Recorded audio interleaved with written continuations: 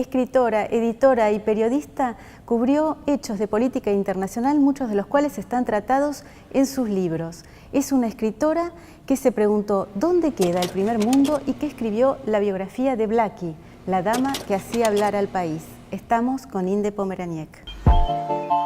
Comencemos por tu biografía de Blackie, como dice el título, la dama que hacía hablar al país. Se llamaba en realidad Paloma Efron, su nombre artístico era Blackie. Ninguna de nosotras tiene la edad para haber sido público de Blackie, pero sí tenemos los años como para saber quién era esa mujer que bueno, fue cantante, fue actriz ocasional, fue periodista y productora multifacética. Sí, me gusta mucho la idea de productora, ¿no? Porque fue productora de sí misma también, pero me gusta mucho esa idea de cómo se ejercía la producción en los medios audiovisuales pre-Google, por decirlo de algún modo, pre-internet, pre-celulares, todo lo que ella hacía, todo lo que ella conseguía.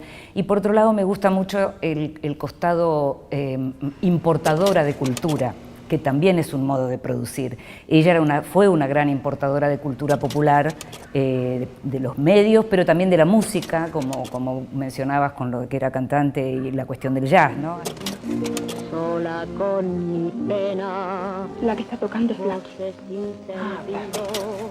Así que ese costado de ella como generando cosas me resulta fascinante. Y justamente la relacionás en tu libro con otra importadora de cultura, con Victoria Ocampo. Decís que Blackie era una suerte de Victoria Ocampo, judía y plebeya, una librepensadora que tenía un lema: solo de rodillas frente a la inteligencia, ¿no? Yo me pregunto si no te parece que la burguesía argentina, plebeya y no plebeya, si alguna vez lo hizo suyo, ya no tiene nada que ver con ese lema. Bueno, esa en realidad era una frase que ella heredó de su papá, ¿no? Que también en la comunidad judía era conocido como el Sarmiento de la colectividad judía, porque era como un gran inspector de escuelas y como un gran promotor de la educación y de las escuelas en todo el Cono Sur. Yo también, uno lo que se pregunta es, cuando digo que ella produjo mucho de lo que tiene que ver con su vida, ella también produjo ese tipo de episodios, es decir, que quedara la idea de lo importante que fue su vínculo con su padre, de lo importante que fue su padre y de cómo la cuestión de la cultura y de la inteligencia vino de esa rama familiar, digamos, ¿no? Es lo que ella contó, es lo que quedó y es lo que sus biógrafos reproducimos. No necesariamente tiene que haber sido tan así, pero es por lo menos lo que está documentado, ¿no? Y con respecto a la situación actual de una burguesía, porque vos relacionás, ¿no?, a Blackie con una Victoria Ocampo judía y plebeya, sí. Pero en las dos se da el tema de una posible adscripción a este lema de rodillas, sí, solo frente a la inteligencia. No sé si eso sigue funcionando en una burguesía plebeya o no plebeya. A mí me parece que lo que no funciona es esta idea de divulgación como funcionaba en ellas dos. Es decir, las dos producían, las dos importaban, una usaba su dinero y la otra salía a buscar el dinero de los demás. Las dos querían traer lo mejor. Y no importaba si el público estaba ya preparado para eso. En realidad, ellas buscaban que el público estuviera preparado. Y no importaba si el público estaba ya preparado para eso. En realidad, ellas buscaban que el público estuviera preparado. En tu libro, algo que me llamó la atención y que me pareció como un rasgo muy positivo, es que vos hablás de la inmigración de las primeras colonias judías a la Argentina, sacándole toda visión edulcorada, idílica, y contás hechos realmente trágicos.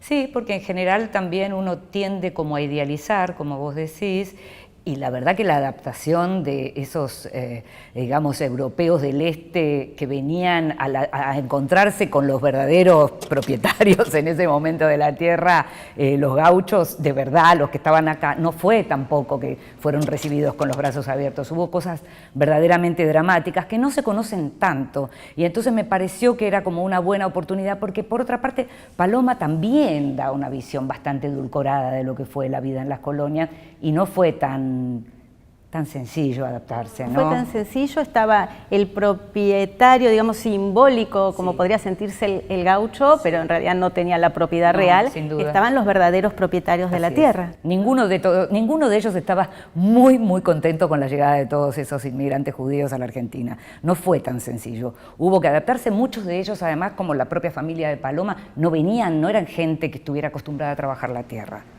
Venían justamente de familias en donde en todo caso eran como más estudiosos y demás, escaparon de los pogroms, llegaron y tuvieron que adaptarse ellos también a una nueva realidad, es decir, hubo un choque de culturas importante en las colonias, ¿no? Sí, y que en Paloma Efron o Blackie se resuelve de una manera muy particular cuando ella se casa con un personaje que era Carlucho Olivari, que trabajaba con un amigo, Pondal Ríos, y ellos, por ejemplo, contás en tu libro, compusieron el bolero Una mujer.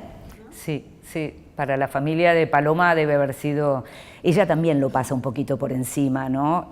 Pero debe haber sido un impacto enorme, no solo porque Olivari no era judío, sino por qué clase de persona era. No es que se casó con un ejecutivo no judío o con un doctor no judío, sino que se casa efectivamente con un guionista, con un hombre de la noche, con un hombre que solía pasarse bastantes horas fuera de su casa, con un hombre que, digamos, por todo indica que además consumía no solo alcohol, sino también algún tipo de drogas. Debe haber sido una situación, era una persona por otra parte que podía ser muy angelical, por lo que cuentan, pero debe haber sido muy traumático para ese padre, para ese sarmiento judío, que la nena le trajera ese marido a la casa en esa época, ¿no? A Carlucho Olivari. A Carlucho. Paloma se convierte en productora de este grupo que formaba Olivari con Pondal Ríos, y, por ejemplo, vende el guión de una película argentina muy exitosa a Hollywood. Me refiero a Los Martes Orquídeas. Sí, exacto, que se llamó Bailando nace el amor. Y es interesante porque además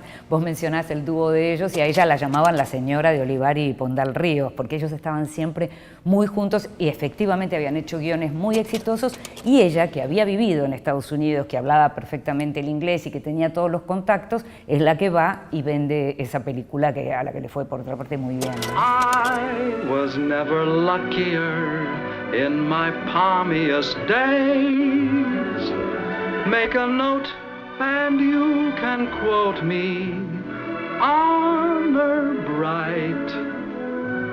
You were never lovelier than you are tonight. Hay algo que decís en la biografía que es conmovedor y habla de las relaciones, no solamente ya la que venías mencionando con el padre, sino ahora con la madre.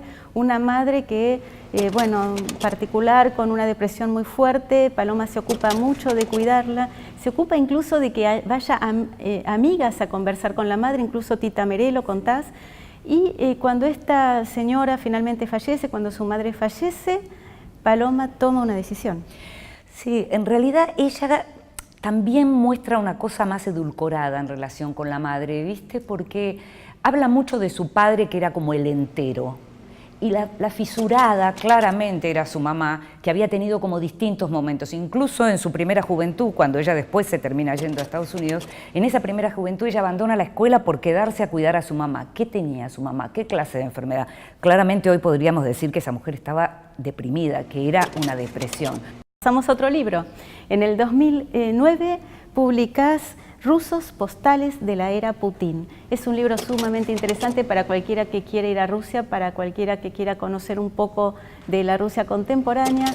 Pienso que es del 2009 y que se puede leer en paralelo con otro libro que sale recién en el 2014, que es el de Svetlana Alexievich, El fin del Homo Soviéticus. Sí, sí. Pero vos escribiste antes sobre los rusos en ese sentido, y tu libro tiene que ver con investigaciones y con viajes que realizás entre el 2002 y el 2008. Sí, exactamente. Yo trabajaba en política internacional en el diario Clarín y seguí el tema desde que empecé a trabajar en política internacional. Cuando yo terminé, yo era editora del Cultural, del suplemento cultural, después de las páginas de arte y de cultura, y cuando empiezo a trabajar como editora en internacionales me empiezo a dedicar entre los temas que empiezo a editar y a tocar y a escribir.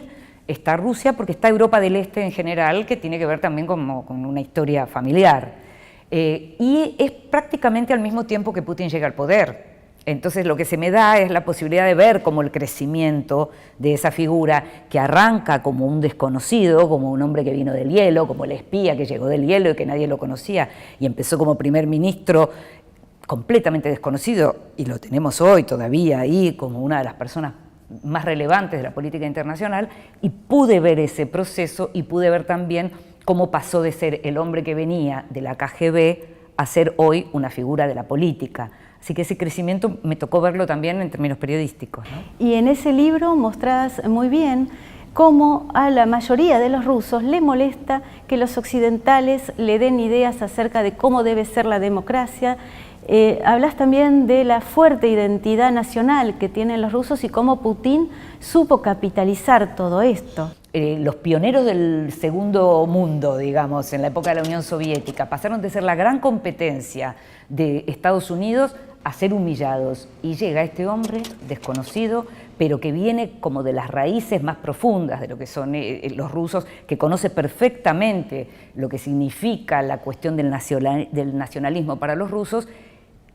Y uno podría pensar, si fuera muy enemigo, los somete. Desde otro lugar, uno podría decir, no, los representa. Los representa, ¿no? Esa identidad nacional tan fuerte que tienen los rusos y que han perdido millones de habitantes durante la Segunda Guerra Mundial, que saben lo que es el hambre. Y vos señalás en tu libro que tiene que ver todo esto con una suerte de pacto social que han hecho, que no es tan explícito, ¿no? Pero un pacto social de la mayoría de los rusos, por el cual parecería que estarían dispuestos a sacrificar algunas libertades civiles, pero que esté el plato de comida lleno en la mesa. Y efectivamente es como un modo de ser y un modo de entender la democracia, y vos mencionabas recién que eso figura en el libro.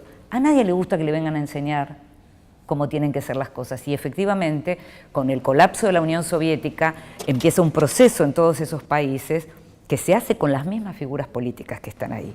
Y es muy interesante si uno piensa lo que está pasando en América Latina hoy, Irene, y tenemos que pensarlo muy bien, y pensamos en una América Latina con una clase política muy corrupta, y si pensamos cómo vamos a salir de esto, seguramente con la misma clase política, no hay otra. Y si pensamos cómo vamos a salir de esto, seguramente con la misma clase política, no hay otra. ¿Dónde queda el primer mundo? El nuevo mapa del desarrollo y el bienestar. Y ahí trabajan ustedes cuestiones, por ejemplo, como definir qué es el primer mundo en esta época. Hoy llamaríamos primer mundo a economía e industrialización. ¿Estados Unidos sigue siendo hoy primer mundo o ya no lo es? Lo que nosotras analizamos en el libro es que la idea de un primer mundo, que es un concepto que quedó de algún modo perimido, pero que no hay ninguno que lo pueda reemplazar, esta idea de qué sería hoy el paraíso en la tierra para un ciudadano, no la compone tanto la cuestión del PBI, no la compone tanto la cuestión de la industrialización, sino ciertas políticas de Estado que se continúan a lo largo del tiempo, la posibilidad de tener previsibilidad, un Estado fuerte, educación, respeto por el género, respeto por la democracia, definitivamente.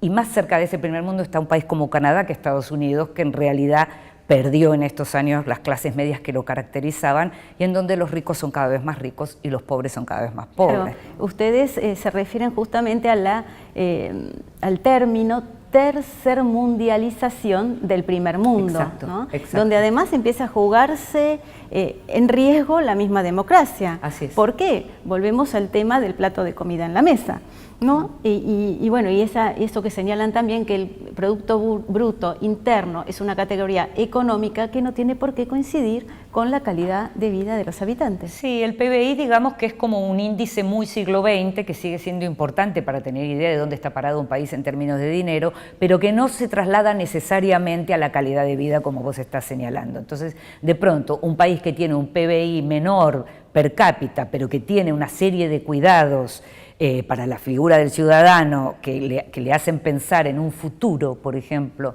más previsible, y en donde la brecha, que es algo fundamental, la cuestión de la inequidad, la brecha es más pequeña porque se tiende a que la brecha sea más pequeña, se vive mejor, como puede ser los países nórdicos o como puede ser un país como Nueva Zelanda o el propio Canadá. La sensación de vivir en un país del primer mundo parecería estar asociada, según lo que surge del libro, con países donde hay una previsibilidad, hay políticas de Estado a largo plazo, donde a veces los habitantes ni siquiera se preocupan tanto quiénes son los políticos.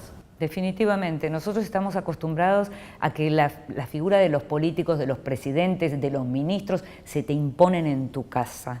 En cambio, en estos otros países, en realidad gestionan los políticos, hacen su trabajo como vos haces el tuyo. Esto significa que si por algún motivo, en estos países en la mayoría son sistemas parlamentarios, entonces si cae un gobierno, porque, digamos, se le terminó la buena fortuna a ese gobernante, al día siguiente vos vas a ir a la escuela, los chicos van a ir a la escuela, vos vas a ir a tu trabajo, el colectivo va a pasar a la misma hora, lo que hace que no lo tengas metido dentro de tu casa, lo que hace que no importe tampoco el signo político de quién gobierna, porque en realidad quien llega va a seguir con aquello que estaba bien y va a tratar de cambiar aquello que estaba mal, y no como lo que estamos acostumbrados nosotros, que de base hay que destruir lo que hizo el anterior. ¿Qué pensás que es lo más grave que puede pasar en tiempos de democracia?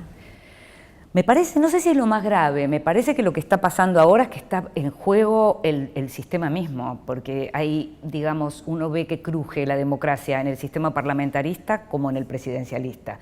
Los que tenemos presidencialismos muy fuertes estamos un poco abrumados por esas figuras todopoderosas que no permiten que crezca nadie a su sombra, por ejemplo. Pero el sistema parlamentario también está teniendo problemas el sistema en general de representatividad. Y entonces me parece que lo más serio que está enfrentando la democracia ahora es el cuestionamiento al propio sistema democrático. Siempre dijimos, es lo mejor que hay, ¿no? Y entonces necesariamente uno apuesta a la democracia. Por ahora seguimos diciendo eso, pero la cuestionamos mucho más, y no solo nosotros, en todo el mundo se está cuestionando mucho más, y por eso aparecen los antisistemas por derecha y por izquierda, como, no sé, Donald Trump o Podemos, por ejemplo, en España. Entonces, lo que me parece que está en cuestión es el propio sistema.